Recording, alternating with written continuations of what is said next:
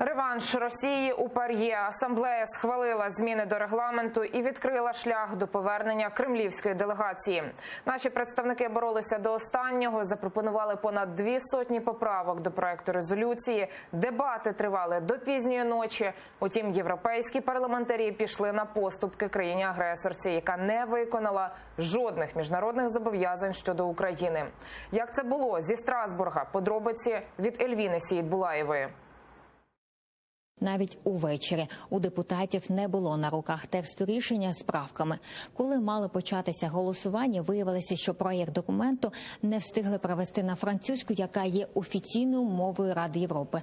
Тому початок голосування відклали, тривали дебати, вносилися правки. Все це тривало до півночі. Наші люди зробили вам безцінний подарунок. Вони пожертвували своїм життям заради європейських цінностей. Вони зупинили російського агресора на кордонах стабільної та безпечної Європи. І ви збираєтеся виконати цей подарунок, отримавши заохочення від агресора, взявши гроші від агресора. І все, що тут відбувається зараз, це про подвійні стандарти, фейкові принципи. І всі, хто проголосує «за», пам'ятайте, ви відповідатимете перед нашими вдовами, дітьми, які втратили батьків, матерями, які втратили синів, перед тисячами людей, які загинули. Найбільше послідовні противники повернення всіх прав російської делегації – Україна, Польща, країни Балтії, Швеція, Великобританія.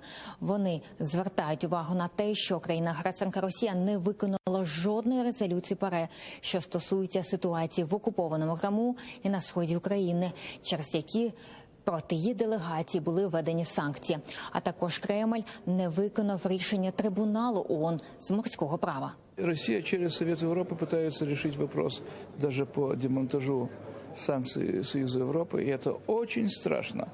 Я знаю, что некоторые члены российской и украинской делегации, которые тут бьются как последние спартанцы против нашествия, із останніх сил я склоняю голову перед мужеством. За повернення російської делегації проголосувало 118, проти 62, утрималися 10 членів асамблеї.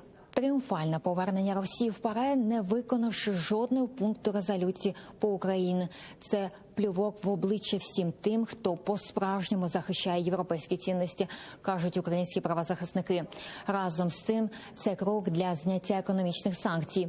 Відновлення прав Російської Федерації в ПАРЄ послабить Раду Європи. Разом з тим і підірве прозорість правил в організації. Ірина Геращенко зазначила, що члени асамблеї стали свідками руйнації Ради Європи, ювілейний 70-й рік створення організації.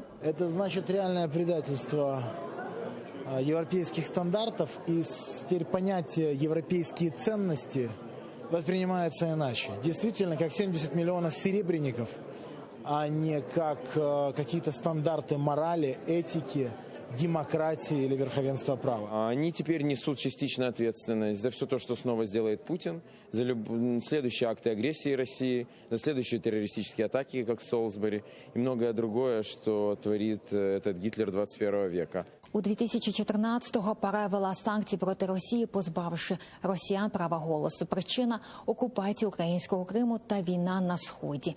Після 5 років російська агресія асамблея повертає росіян в ПАРЄ, а українська делегація перегляне своє ставлення до асамблеї.